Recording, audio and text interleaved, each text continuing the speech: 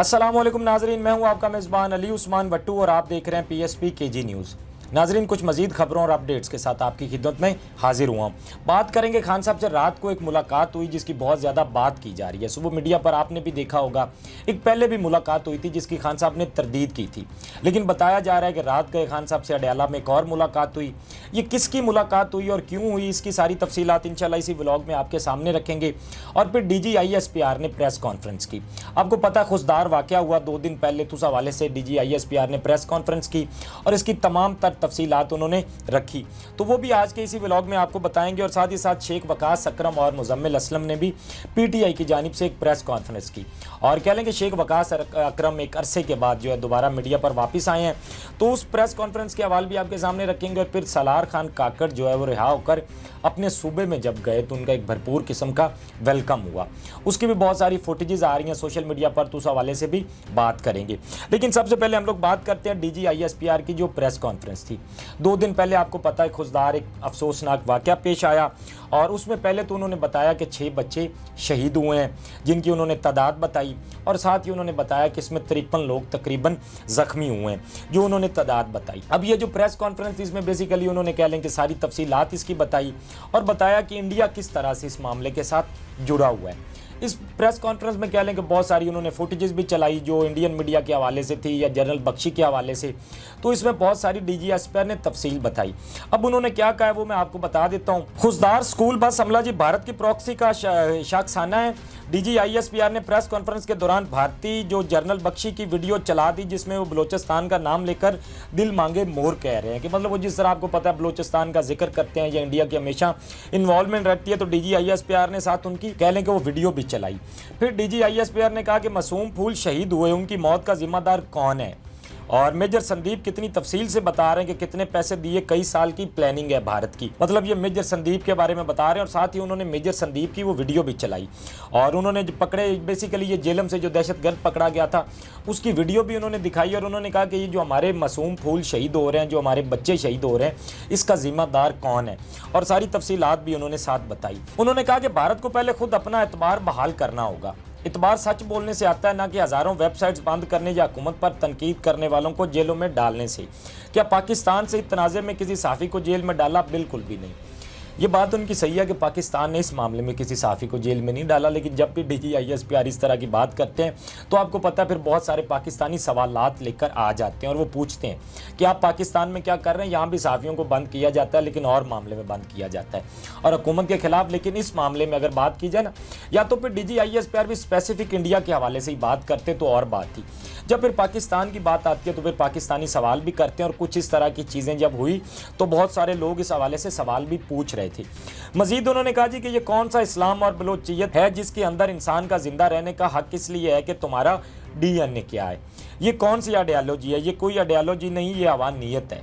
उन्होंने कहा क्योंकि आर्मी का ये मौक़िफ़ है कि बलूचिस्तान के अंदर से बहुत सारे लोग जो आपको पता है BLA या बाकी जो भी जिस तरह की एक्टिविटीज़ रहती हैं, तो उस हवाले से उन्होंने बात की कि ये कौन सा इस्लाम है या बलोचियत है कि जिसके अंदर इंसान को ज़िंदा रहने का किस लिए कि तुम्हारा DNA क्या है, कि अपनी पहचान के लिए ख़ास तौर पर। फिर उन्होंने कहा कि भारतीय दहशतगर्दी के शवाहिद अक़वाम मुत्तहिदा को दिए हैं, और क्योंकि उन्होंने कहा कि फिर अप्रैल 2024 में बलूचिस्तान में मासूम शहरियों को भी कत्ल किया गया इस हवाले से भी।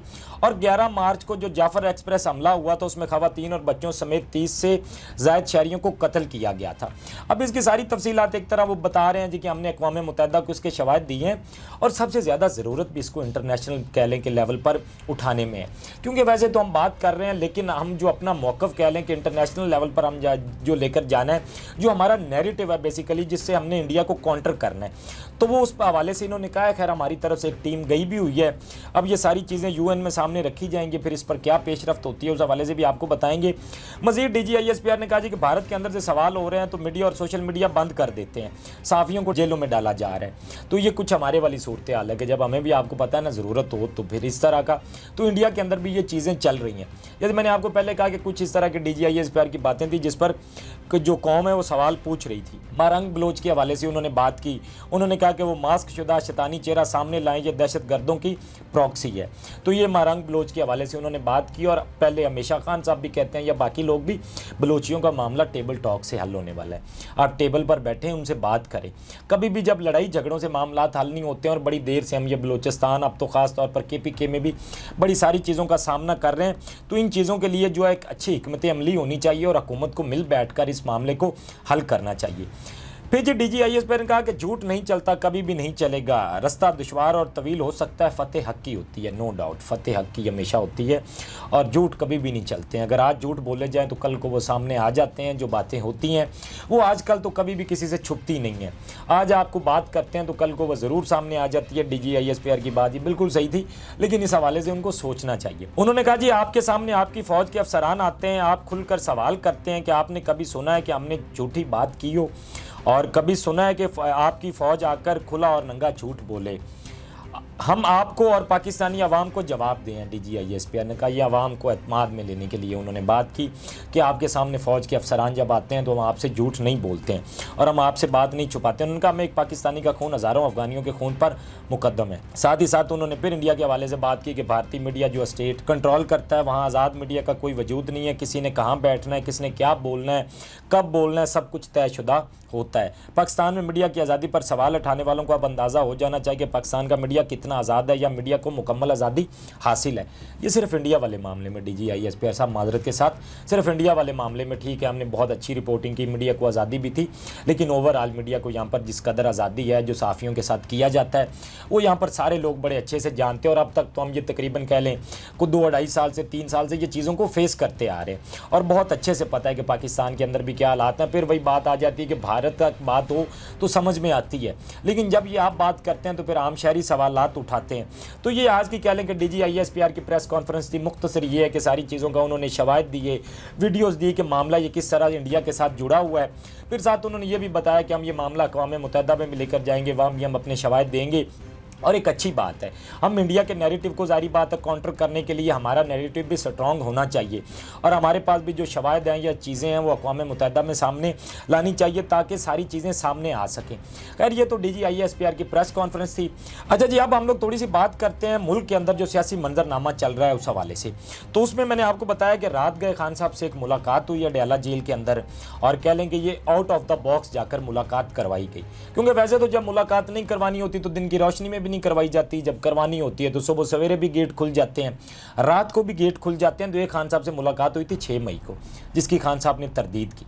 अब रात को जो मुलाकात बताई जा रही है वो आपको पता है KPK से ताल्लुक़ है, बैरिस्टर सैफ PTI से जिनका, और वो एक बड़ी मकसूद कह लें कि एक मशकूक किस्म की वो शख्सियत हैं। उनके हवाले से आपको पता है पहले भी बहुत सारी बातें की जाती हैं। अब खान साहब से ये बातें कह लें कि सामने आ रही हैं, ये खबरें मीडिया पर चली हैं। अब वल्लाह आलम ये मुलाकात हुई है या नहीं हुई, लेकिन अगर हुई है, मैं अगर का लफ्ज़ इसलिए इस्तेमाल कर रहा हूँ क्योंकि बाद में पता चलता है जी कि कोई मुलाकात नहीं हुई तो वो तरदीदें सामने आने लग जाती हैं। अब ये अगर मुलाकात हुई है तो बताया तो ये जा रहा है जी कि ये मुलाकात इसलिए हुई क्योंकि बैरिस्टर सैफ, आपको पता है पार्टी के अंदर उनके मामला थोड़े ख़राब चल रहे थे और खान साहब उन पर गुस्सा भी थे, और सुनने में ये आ रहा था कि खैर खान साहब उनको ओहदे से हटा रहे हैं। तो बताया ये जा रहा है कि बैरिस्टर सैफ साहब खान साहब से इसलिए मुलाकात करने गए कि अपने उन्होंने मामलात, लेकिन देखना ये है, मैंने आपको बताया कि आउट ऑफ द बॉक्स जाकर जब मुलाकात करवाई जाती है, जब रात को दरवाजे खोले जाते हैं तो फिर मामला ये नहीं, मामला कुछ और हो सकता है।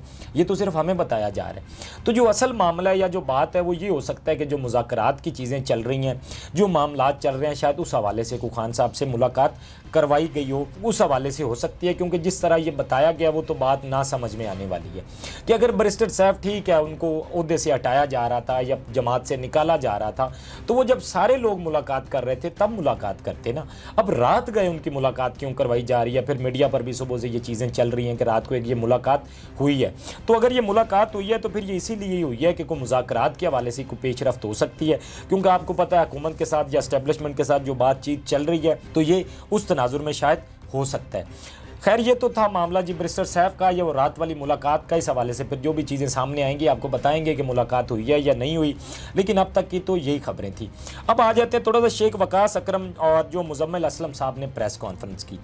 अब एक तो शेख वकास अकरम बड़े अरसे के बाद जब सामने आए तो मीडिया वालों ने पूछा भी कि भाई आप इतना टाइम कहाँ थे, और सुनने में ये आ रहा है कि खान साहब शायद आपको हटा रहे हैं कि आप अगर काम नहीं कर रहे हैं तो आपकी जगह रऊफ़ हसन साहब को दोबारा लाया जा सकता है। तो उन्होंने कहा जी कि ओहदे तो खान साहब की अमानत है, ये उन्होंने खैर बड़ी अच्छी बात की। उन्होंने कहा कि ओहदे तो खान साहब की अमानत है और अगर वो रऊफ़ हसन साहब को दोबारा लाना भी चाहते हैं तो उसमें कोई मसले वाली बात नहीं। लेकिन फिर ख़ास तौर पर उन्होंने इस प्रेस कॉन्फ्रेंस के अंदर जो अब तक पीटीआई के साथ किया जा रहा है, उनके कारकुनान के साथ जेलों में जो बर्ताव किया जा रहा है या पार्टी लीडरान के साथ, हत्ता कि जो खान साहब के साथ जो चीज़ें चल रही हैं, इस हवाले से उन्होंने तमाम तर जो है तफसीलात इस प्रेस कॉन्फ्रेंस में सामने रखी। और फिर ख़ास तौर पर जो मरियम नवाज़ ने एक बयान दिया था जिसका जिक्र मैंने आपसे कल भी किया था कि वो मोदी से बड़ी मोहब्बत उनको कह लें कि आ रही थी। अब उन्होंने जो बात की थी इस पर शेख वकास अकरम ने कहा जी कि मरियम नवाज़ ने तहरीक इंसाफ पर इंतहाई घटिया इल्ज़ाम लगाया। ये मुसल्लतशुदा लोग मोदी को पाकिस्तान का कम दुश्मन समझते हैं। इनकी सोच दरअसल पाकिस्तानी दुश्मन सोच है। इससे जाहिर होता है कि लोग दुरुस्त कहते हैं कि तुम लोग मोदी के यार हो। और ये उन्होंने बात की क्योंकि मरियम नवाज़ ने कल कहा था जी कि भारत से उतना खतरा नहीं है जितना पीटीआई से है। तो मतलब मरियम नवाज़ साहबा को ये लगता है कि भारत से हमें उतना नहीं, हमें अपनों से ही खतरा है। तो ये मतलब एक उनकी सोच हो सकती है। लेकिन भारत भी पता है आपको हमेशा से जिस तरह के हमारे उनके साथ ताल्लुकात रहे हैं, तो हुकूमत एक वो इंडिया के खिलाफ उस तरह से खुलकर बोल नहीं पाती। अब इस हवाले से शेख वकास अकरम ने भी बात की। इस हवाले से कह लें कि अलीमा खान साहबा का भी बयान सामने आया। उन्होंने कहा मैं तो ये बयान सुनकर शौक हो गई थी। गद्दारी का ये लेवल आ गया कि आप अपने मुल्क में अपने लोगों के साथ ऐसे बुग़्ज़ रखते हो कि आप हिंदुस्तान की साइड ले रहे हैं। और आपको अच्छा लगे या बुरा लगे, मैं पहले दिन से कह रही हूँ कि ये नवाज शरीफ मोदी का फिक्स मैच था। अलीमा खान साहबा ने इस बयान के बाद ये रद्द अमल दिया। तो कहीं ना कहीं मरियम नवाज साहबा ने खुद मौका दिया, जब आप इस तरह का बयान देंगे कि भारत से ज़्यादा पीटीआई से खतरा है, तो फिर उसका कुछ रिएक्शन इस तरह का ही आना था। खैर कह लें कि मुजम्मिल असलम साहब भी उस प्रेस कॉन्फ्रेंस में थे और उन्होंने बात की IMF के हवाले से, क्योंकि आपको पता है चीज़ें चल रही हैं, बजट आने वाला है। क्योंकि खान साहब ने भी कहा था कि जब तक मेरी अली अमीन गंडापुर और खैबर पख्तूनख्वा के जो वज़ीर ख़जाना है मुजम्मिल असलम साहब, मेरी उनसे मुलाकात नहीं करवाई जाती जिसमें हम मुशावरत नहीं करते जब तक, तो तब तक बजट पास नहीं होगा। और ये वाज़ेह पैगाम है, किसी सूरत भी बजट पास नहीं होगा, ये खान साहब ने कहा था। अब मुजम्मिल असलम साहब की अब तक मुलाकात नहीं हुई, तो मुजम्मिल असलम साहब ने इस प्रेस कॉन्फ्रेंस में कह लें कि IMF के हवाले से बात की, या जिस तरह से जो अब तक सूरत चल रही है, या IMF जिस तरह कड़ी शराइत पर अब जो मानने को तैयार है, तो वो जो चीज़ें चल रही हैं, मुजम्मिल असलम साहब ने इस हवाले से जो चीज़ें प्रेस कॉन्फ्रेंस में सामने रखी और सारी तफसीलात उन्होंने दी। तो मतलब ये जो पीटीआई की प्रेस कॉन्फ्रेंस थी उस हवाले से मैंने आपको बताया है। और फिर मैं आपको शुरू में बात कर रहा था सलार खान काकड़ की। अब उनकी रिहाई के बाद कह लें कि जब वो अपने सूबे में वापस गए तो उनका बड़ा भरपूर किस्म का वेलकम किया गया। जगह जगह पर जहाँ वो रुक रहे थे तो लोग उनको बड़ा भरपूर किस्म का वेलकम दे रहे थे। और उसकी वजह यही है कि जब आप अपने नज़रिए के साथ खड़े होते हैं और आप पर जितना मुश्किल वक्त भी आ जाता है, आप अपने नज़रिए से नहीं हटते हैं, आप अपनी उस आइडियालॉजी के साथ रहते हैं, तो फिर लोग इसी तरह आपसे मोहब्बत करते हैं। और उसका हमने सबूत भी देखा कि सलार खान काकड़ जब अपने इलाके में गए तो लोगों ने वहाँ पर उनको भरपूर वेलकम दिया। बाकी भी आपको पता है पीटीआई के लोग जब जेलों से रिहा होते हैं तो लोग किस तरह से उनको वेलकम करते हैं, या सारी चीज़ें होती हैं। तो इसलिए ये चीज़ें जो कह लें कि मौजूदा सिस्टम है उसको ये चीज़ें समझनी चाहिए कि वो किस तरफ लेकर जा रहे हैं। फिर लोगों के अंदर इस हवाले से कह के आपको पता है नफ़रत एक जो होती है वो ज़्यादा होती जाती है। तो इसलिए जो चीज़ें हैं उनको कंट्रोल में रखने के लिए, मामलात को कंट्रोल में रखने के लिए जो है वो आपको कह लें कि बीच का रास्ता निकालना पड़ता है। खैर ये आज की कुछ डेवलपमेंट्स थी जो मैंने आपके सामने रखी हैं। अपने फीडबैक से हमें ज़रूर आगाह कीजिएगा। अब तक के लिए इतना ही। अपने मेज़बान को दीजिए इजाज़त। अल्लाह निगहबान। इस तरह की और वीडियोस देखने के लिए सब्सक्राइब कीजिए हमारा चैनल और देखते रहिए PSPKG न्यूज़।